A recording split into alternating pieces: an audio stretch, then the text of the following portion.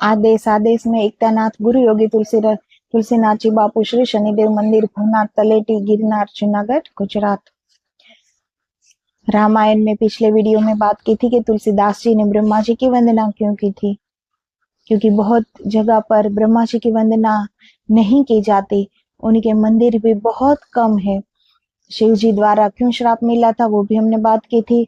तो ब्रह्मा जी को भले ही श्राप मिला हो, भले ही उनके मंदिर कम हो, भले ही उनकी पूजा विधि न की जाती हो, लेकिन ब्रह्मा जी इस सृष्टि के उत्पत्ति कारक है।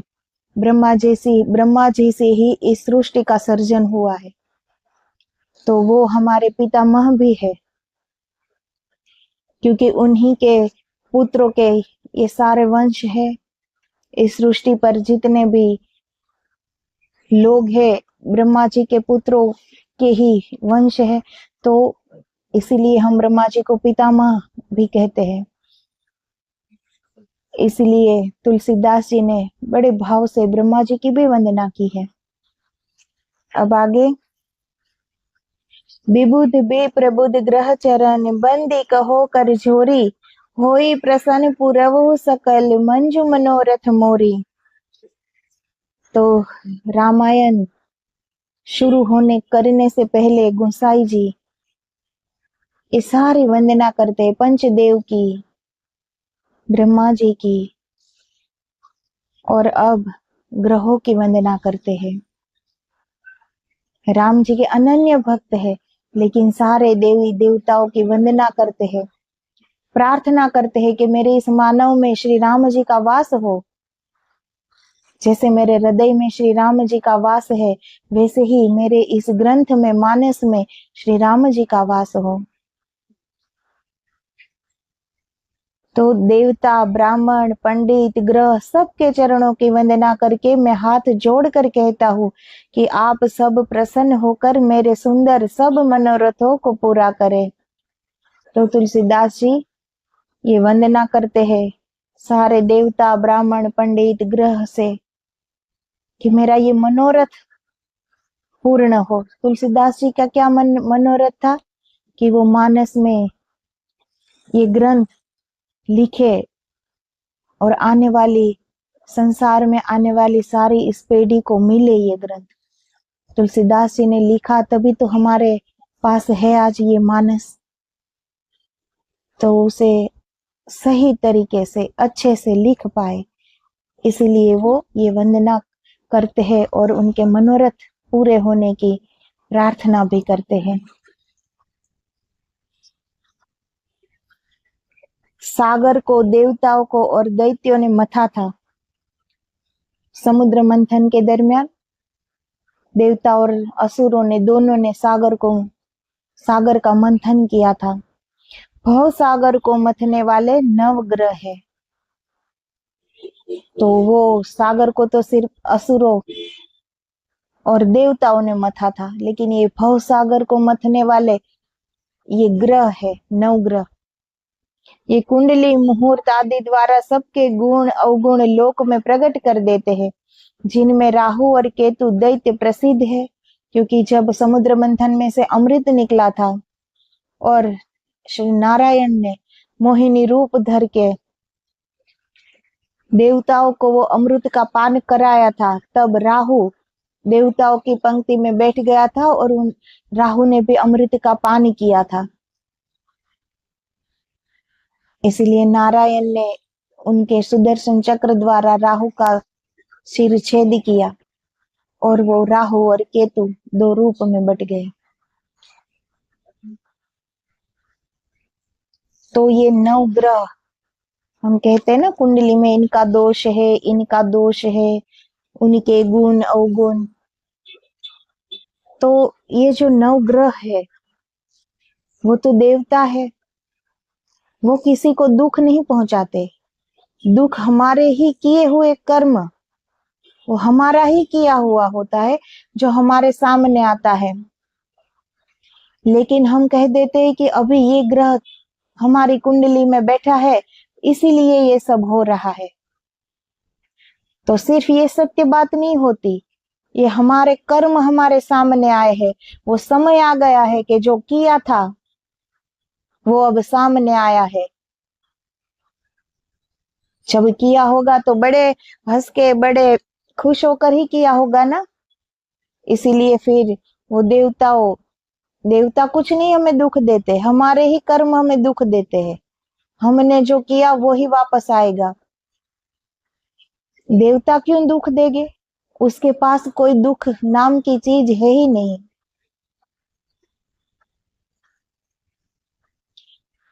वो तो हमें सुधारने के लिए, कर्म हमारे ही होते हैं, लेकिन फिर भी हमें सहायता करते हैं कि हम सह सके। क्योंकि जितना हम करके आए हैं ना, वो हम पर अगर बीतने को आए ना, तो फिर हम रोने लगते हैं, चिल्लाने लगते हैं, सह नहीं पाते। किया तो बड़े जोश से था, लेकिन जब भुगतने की बारी आती है तब बड़ा ही रोना आ जाता है। तो इसमें से ये देवताएं हमें फिर भी वो साथ देते हैं कि ये सब हमारा किया हुआ हम भुगत सके, इससे हम हार न जाए, मर न जाए, ये कर्म हम पूरा कर सके। इस ये नवग्रह देवताओं का कार्य होता है। वो दुख देने के लिए नहीं है। कोई भी देवी देवताओं के पास दुख है ही नहीं कि वो हमें दुख दे। शनिदेव, हमारे यहाँ इस आश्रम में शनिदेव की मूर्ति विराजमान है। तो बहुत से मान्यता ऐसी है कि स्त्रियां शनिदेव को तेल नहीं चढ़ा सकती, उनकी पूजा नहीं कर सकती। अब शनिदेव छाया नंदन कितना प्रेम करते थे उनकी माता को,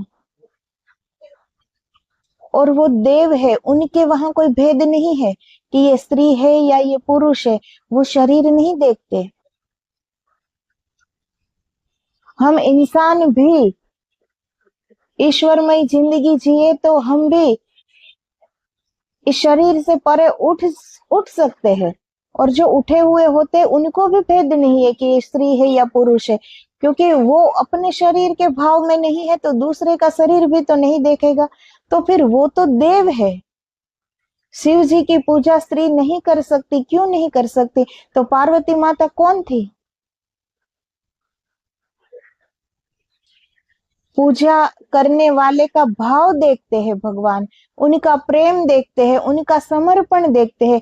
क्या उनका ये शरीर देखते हैं? जो शरीर उसी प्रकृति ने बनाया है, उसी ईश्वर ने बनाया है, वहां कौन सा भेद? अगर कोई दो चीज हमने बनाई हो अपने हाथों से, फिर कोई हमें पूछे कि इन दोनों में से तुम्हारी प्रिय कौन है, तो दोनों ही हमने प्रिय ही बनाई हो, तो फिर कौन सा चुनेंगे कि ये प्रिय है और ये इसे तोड़ डालो तो भी कुछ नहीं होगा? ऐसा कहेंगे क्या? इतनी मेहनत से बनाई हो। तो फिर ईश्वर ने ये सृष्टि की रचना की तो छोटा बड़ा ऐसा तो कोई रचना नहीं की कि सारे अधिकार पुरुष के हैं, स्त्री के अधिकार नहीं है। ईश्वरमय जीने का, समर्पित होकर जीने का, मुक्ति मार्ग पर चलने का जीव मात्र को अधिकार है।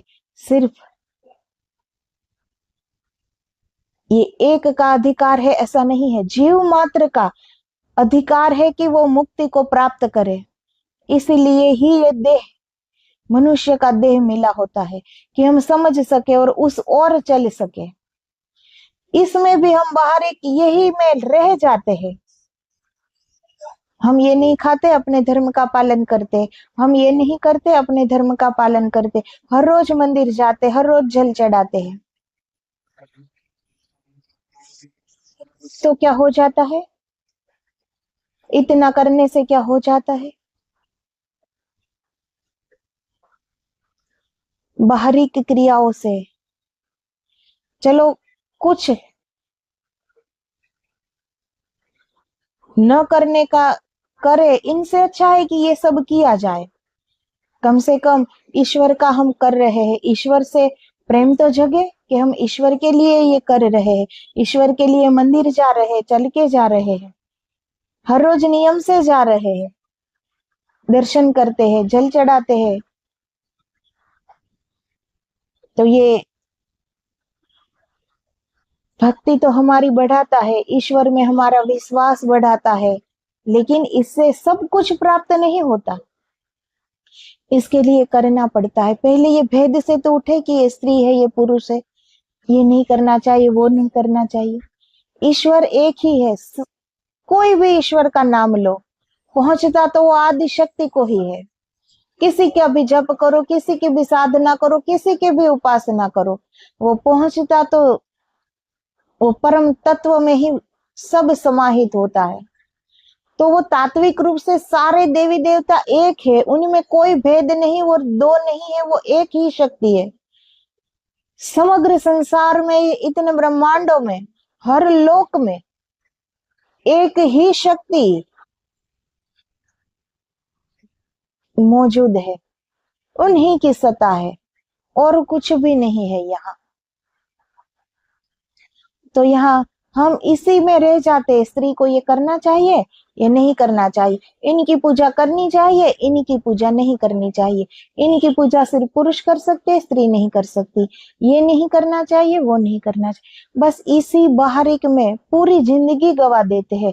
सत्य में पता तक नहीं चलता कि आखिर में करना क्या था।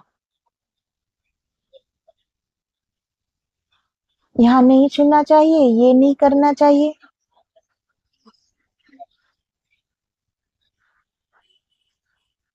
प्रभु नाम में जो मगन हो गए, वो तो पागल हो गए प्रभु नाम में। उसे क्या पता है कि वो क्या कर रहा है।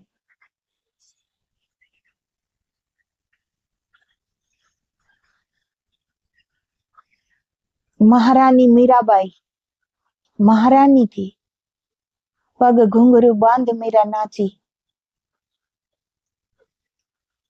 साधुओं के बीच में जब वो मगन होकर नाच रही थी मीराबाई, तो क्या उन्हें पता होगा कि मैं कौन हूँ, ये मैं क्या कर रही हूँ, महारानी हूँ यहाँ की, और ये मैं रास्ते में साधुओं के बीच में ये क्या कर रही हूँ। क्या कोई कुछ भी होश होगा उसे? ये कितना पागलपन होगा, कितनी मस्ती होगी, कितनी ईश्वरमय होगी मीराबाई, कि कुछ भी पता नहीं है, मैं कहाँ हूँ, क्या कर रही हूँ, मैं कौन हूँ, कुछ भी पता नहीं है। इसे कहते हैं ईश्वर में मगन होना। कुछ भी पता नहीं कि मैं स्त्री हूँ कि पुरुष हूँ, रास्ते में हूँ, घर में हूँ। महारानी थी वो। तो पूर्ण ईश्वरमय इसे कहते हैं। अब इसे हम क्या कहेंगे कि ये पूजा तुम्हें नहीं करनी है, तुम ये नहीं कर सकती, स्त्री हो। अब उसे अपने को ही नहीं पता कि मैं कौन हूं। उसे तो सारे संसार में उनका कृष्ण दिख रहा है, स्वयं में भी कृष्ण दिख रहा है, आंख बंद करे तो भी कृष्ण दिख रहा है, आंख खोले तब भी कृष्ण दिख रहा है। अब उसे हम क्या समझाएंगे? तो जितनी बाहरी क्रियाओं में हम रह जाते हैं ना, पूरी जिंदगी ऐसे ही व्यर्थ चली जाती है। हम इंसानी गुण लेके जिए, होश में जिए कि कुछ गलती ना हो जाए, कुछ गलत ना हो जाए, हमारे कारण किसी के आंख में आंसू ना आ जाए, होश सबर जिए। तो धीरे धीरे एक सजगता आएगी, एकाग्रता भी आएगी, क्योंकि हम स्वयं पर आप आकर सोचेंगे कि हमारे वजह से किसी को दुख तो नहीं हो रहा, किसी के दुख का कारण मैं तो नहीं बने रहा। ये सोच क्या कोई पूजा से कम है? मुझे ईश्वर की पूजा करनी है, ये सोच जितनी पवित्र है, इतनी ही क्या ये सोच पवित्र नहीं है कि भूल से भी कभी मुझसे ऐसा कुछ न हो जाए कि मैं किसी के दुख का कारण बन जाऊं? क्या ये ध्यान रख कर जीना, क्या ये पवित्र विचार नहीं है? तो यहाँ जितना भी पवित्र होता है, वो सब कुछ ईश्वर के चरणों उनमें समर्पित होता है। ईश्वर ये शरीर नहीं देखता कि ये स्त्री का शरीर है ये कि पुरुष का शरीर है, उसे इस शरीर से कोई लेना देना नहीं है, कोई भी लेना देना नहीं। ये भाव देखता है, ये प्रेम देखता है, ये निश्चल भक्ति देखता है, ये समर्पण देखता है। ये नहीं देखता कि तुम क्या कर रहे हो, तुम कौन हो।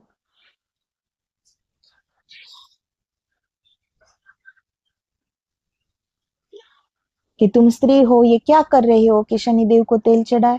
तुम स्त्री हो, ये क्या कर रहे हो कि शिव जी के गर्भ द्वार में जाकर शिवलिंग पे जल चढ़ा दिया। ईश्वर ये नहीं देखते, ईश्वर प्रेम देखते हैं। लेकिन हम इस बाहरी क्रियाओं में ही रह जाते हैं, और जो भी दुख आए तो हमारे लिए सोहलियत है ही कि ये तो ग्रहों के कारण हुआ है। अब ग्रह हमें क्यों दुख देंगे। हम अभी इतने महान नहीं, बहुत साधारण है, फिर भी हम किसी को दुख देने जाते हैं। तो वो तो देवता है, वो क्यों दुख देगी भला। अगर हम इंसान होकर भी ये सोचते हैं कि हम चलो यहाँ जाके उसको दुखी कर दे, ये हम भी नहीं सोचते, तो वो तो देवता है, वो क्यों ऐसा करेंगे। लेकिन ये हमारी सहूलियत, कभी हम स्वीकार नहीं करेंगे कि ये दुख जो आया है ये हमने स्वयं निर्माण किया है, इसके कारीगर हम स्वयं है। ये हमसे स्वीकार नहीं होगा, क्योंकि स्वीकार करना पहले से सीखा ही नहीं। इसीलिए हमारे यहाँ हर सहूलियत मौजूद है, खुद को बेगुनाह साबित करने के लिए हर सहूलियत हमारे पास मौजूद है। दुख आया, ईश्वर हमारी कसौटी कर रहा है।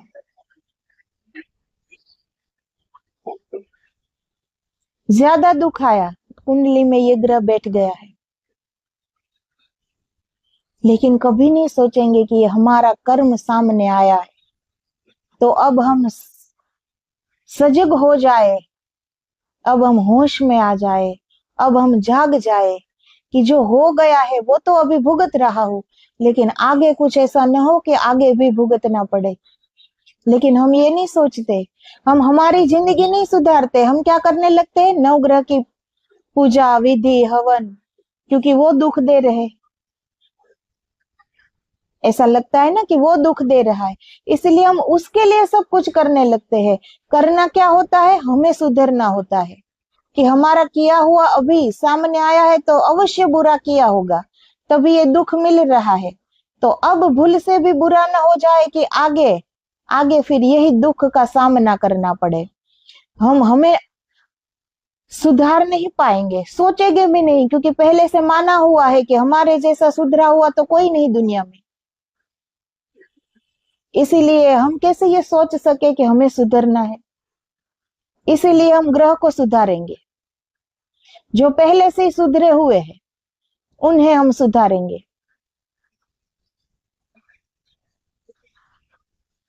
क्योंकि स्वीकार थोड़ी करेंगे कि हमारे कर्म है। तो वो ग्रह है, वो देवता है, वो हमें अच्छे मार्ग पर हम चल सके इनके लिए सहायता करते हैं। हमारे ही कर्म का जो दुख हम भुगत रहे हैं वो हम सह सके, इतनी कृपा भी करते हैं वो हम पर, क्योंकि वो देने वाले हैं। हजारों लाखों हाथों से वो लुटाना जानते हैं, वो देवता है। वो संचय करना नहीं जानते हमारी तरह कि इकट्ठा करो सब कुछ। वो उनके हजारों लाखों हाथों से लुटा रहे हैं, अपनी करुणा, अपनी कृपा, अपना प्रेम लुटा रहे हैं, वो अपना आशीर्वाद।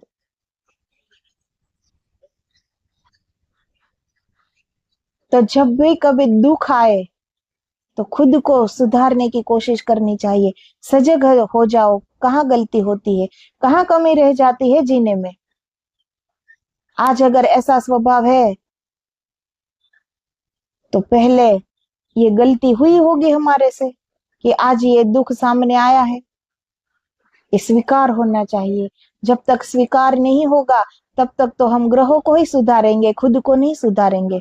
तो फिर कर्म तो ऐसे ही हो करते रहेंगे ना फिर।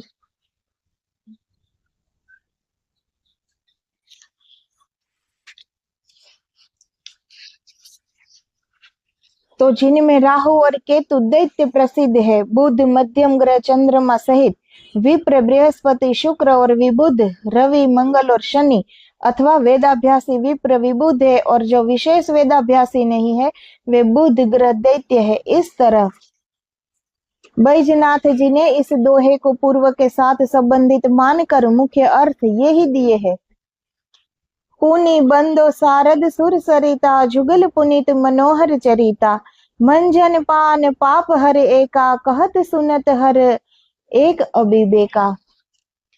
अब मैं शारदा और गंगा जी की वंदना करता हूँ। शारदा यानी सरस्वती माता, वीणावादिनी, ज्ञानदायिनी, मोक्षदायिनी माता सरस्वती। तो सरस्वती माता और गंगा जी की मैं वंदना करता हूँ। दोनों के चरित्र पवित्र और मनोहर है। चरित कहने में प्रथम गंगा जी का चरित कहा, यथा मंजन पान पाप हर। पीछे शारदा का यथा कहत सुनत, इससे गंगा जी की प्रधानता हुई। इस तरह दोनों की प्रधानता रखी। तो ग्रंथकार ने प्रथम ब्रह्मा जी की, फिर ब्रह्मादि देवों की वंदना की। अब ब्रह्मा जी की शक्ति शारदा और शिव की शक्ति गंगा की वंदना करते हैं। गंगा को भव भामिनी कहा है, यथा देहि रघुवीर पद प्रीति, निर्भर मातु दास तुलसी, त्रास हरिणी भव भामिनी। शारदा के पीछे गंगा की और गंगा के पीछे शिव जी की वंदना करने से शारदा की प्रधानता हुई। परंतु चरित कहने में प्रथम गंगा का चरित कहा, यथा मंजन पान पाप हर। उन माता गंगा पाप हरिणी, भगीरथ राजा के तपस्या से माता गंगा का अवतरण हुआ है इस पृथ्वी पर। सगर पुत्रों के उद्धार के लिए भगीरथ राजा ने माता गंगा को पृथ्वी पर उतारा, और हमें ये पाप मोचिनी माता गंगा प्राप्त हुए। पीछे शारदा का यथा कहते सुनत, इससे गंगा की प्रधानता हुई। इस तरह दोनों की प्रधानता रखी। तो भणित को पूर्व सुर सरि सम कह आए, यथा सुर सरि सम सब कह हित होई। इससे यहाँ दोनों का समान हित दिखाने के लिए दोनों की एक साथ वंदना की। यहाँ कर्म विपर्य अलंकार है, और द्विदेव जी कहते हैं कि उत्तम ग्रंथ के लिए शरीर और वाणी दोनों की शुद्धता जरूरी है, अतः दोनों की वंदना की। कितना अच्छा तात्विक अर्थ है। गंगा जी में स्नान करने से, उनका पान करने से ये शरीर शुद्ध हो जाता है, और सरस्वती माता की वंदना करने से, उनकी उपासना करने से, उनके जप करने से हमारी वाणी शुद्ध हो जाती है। तो ये शरीर और वाणी ये दोनों पवित्र इन दोनों से ही होती है, माता शारदा और माता गंगा। तो ये बड़ी आवश्यक है। गंगा जी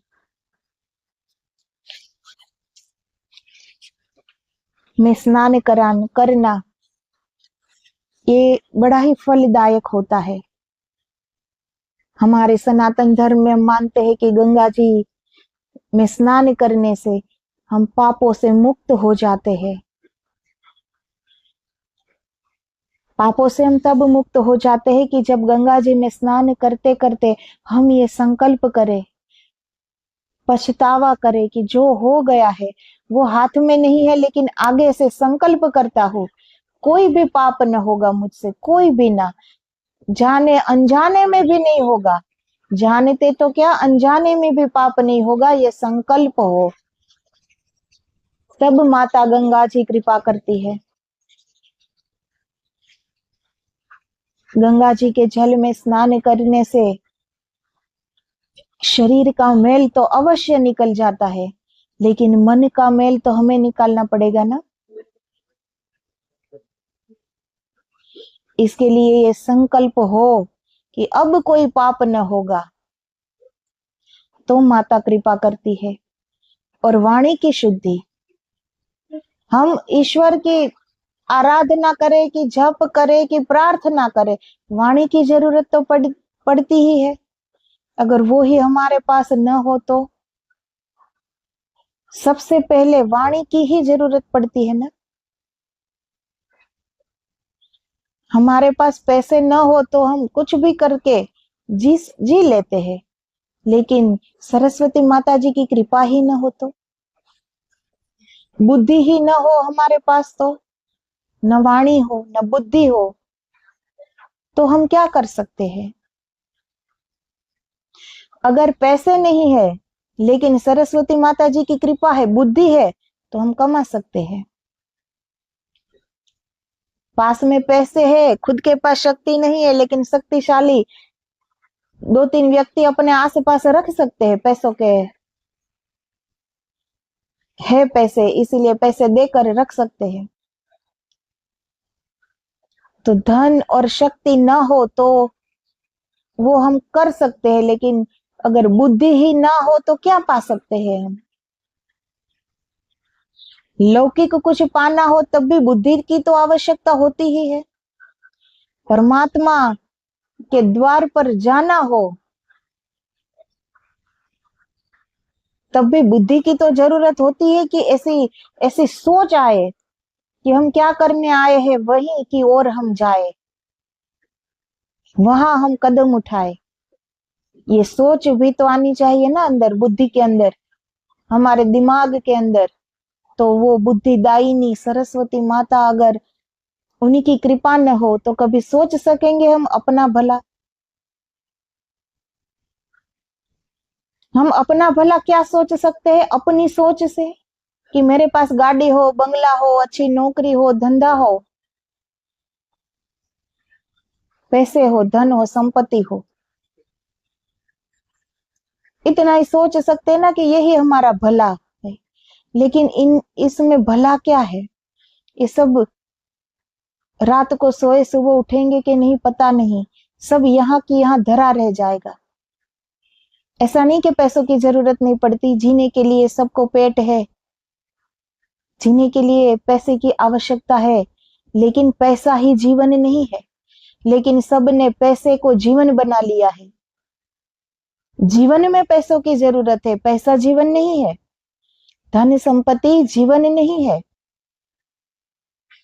वो जीवन में एक छोटा सा हिस्सा हो सकता है जीवन का, ये पूरा जीवन नहीं है।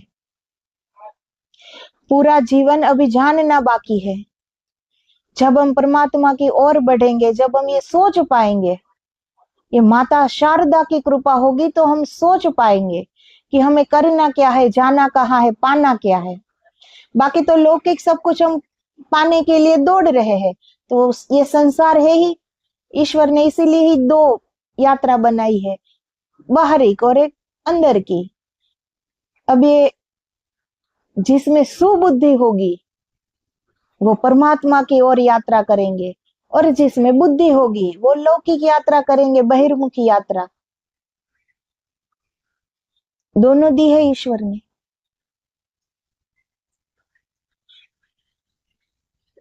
तो सजगता से जो जीता है उनसे पाप नहीं होता, क्योंकि उनमें सोचने की शक्ति होती है कि क्या नहीं करना चाहिए और क्या करना चाहिए, क्या सत्य है क्या असत्य है, क्या गलत है।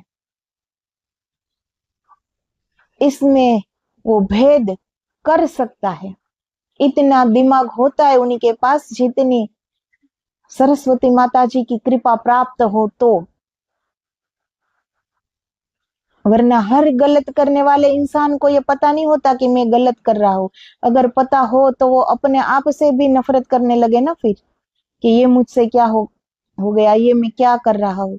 ये सबको नहीं पता चलता कि ये गलत है, नहीं करना चाहिए। ये माता माँ की कृपा हो तो पता चलता है कि ये नहीं ही करना चाहिए। आज मैं कर रहा हूं, कल मुझ पे ही ये बीतेगी। जैसे एक बीज बोते हैं हम जमीन में, सहस्त्र वापस देते हैं। ये पूरी प्रकृति का नियम है, जो भी तुम दोगे सहस्त्र गुना होकर वापस मिलेगा। बुराई करोगे सहस्त्र गुना होकर वापस मिलेगी, अच्छाई करोगे सहस्त्र गुना होकर वापस मिलेगी। ये प्रकृति का नियम है, ये बदल नहीं सकता, क्योंकि प्रकृति में बदलाव नहीं है, सिर्फ इंसान ही बदल जाता है। वो जैसा होता है वैसा नहीं रहता, वो बदल जाता है। प्रकृति नहीं बदलती, ईश्वर नहीं बदलते, उनके नियम नहीं बदलते। हमारे जीवन सहूलियत के अनुसार चलता है, हम सब कुछ बदल देते हैं, नियम भी बदल देते हैं अपने अनुसार, जिसमें हमारी सुविधा हो। तो ये इंसान बदल सकता है, प्रकृति नहीं बदलती, ईश्वर नहीं बदलते। इसलिए होश पूर्वक जीना चाहिए। रामायण हमें यही सिखाते हैं, होश पूर्वक जीना चाहिए। गंगा में स्नान कर लिया इसलिए पाप से मुक्त हो गई, ये कदापि ना सोचे। पाप का भुगतान स्वयं करना पड़ेगा, पाप का प्रायश्चित कहीं भी नहीं इस संसार में, कहीं भी नहीं है। जो पाप किए हैं वो स्वयं ही भुगतना पड़ेगा, तब ही पूरे होंगे।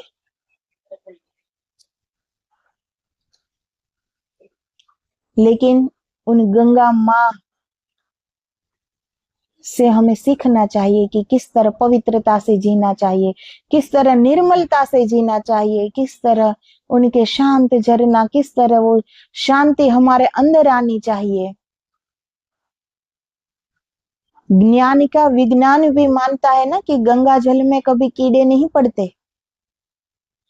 उसे कितना भी बंद पात्र में बंद कर दो उस जल को, बरसों के बाद खोलो फिर भी उसमें कीड़े नहीं पड़ेंगे, स्वच्छ रहता है। तो हमें सीखना चाहिए ये गंगा माता के जल से कि कितना ही हम इस संसार में रहे, हमारे अंदर कोई दोष नहीं आने चाहिए। इस भीड़ में रहते हुए भी भीड़ का हिस्सा नहीं बनना चाहिए, कोई दोष अंदर प्रवेश न कर जाए, इतनी सजगता से जियो।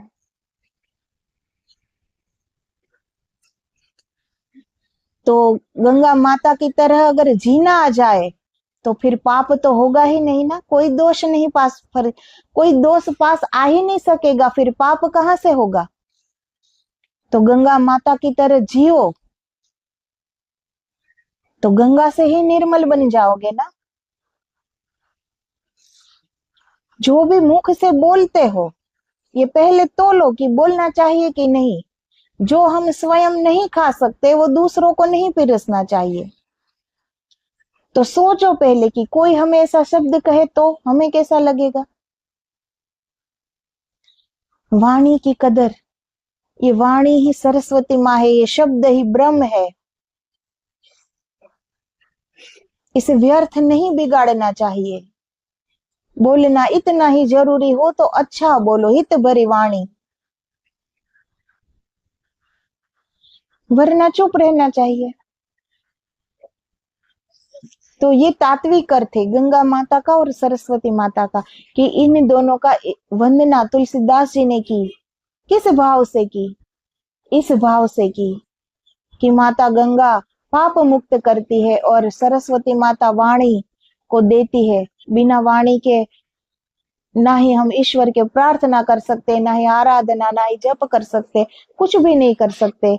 और बिना दिमाग के वो बुद्धिदायिनी माता है, बिना बुद्धि के हम क्या कर सकते हैं। हमारा होना ना होना एक बराबर हो जाता है ना। फिर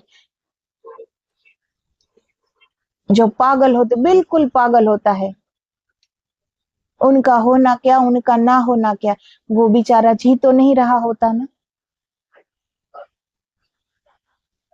तो वो बुद्धिदायिनी माता है, ज्ञानदायिनी माता है, वो वीणा वादिनी हमें वाणी देती है, स्वर की देवी है, संगीत की देवी है, कला की देवी है। तो उनसे ही हम लौकिक और पारलौकिक दोनों प्राप्त कर सकते हैं। और गंगा माता के जैसा जीवन अगर हमें जीना आ जाए तो हम गंगा माता की तरह पुनीत, उतने ही पावन, उतने ही निर्मल बन सकते हैं। तो जय श्री राम। आदेश आदेश। जय गुरुदेव, जय गिरनारी। आगे तुलसीदास जी अब आगे किसकी वंदना करते हैं कल के वीडियो में देखेंगे। तो जय श्री राम।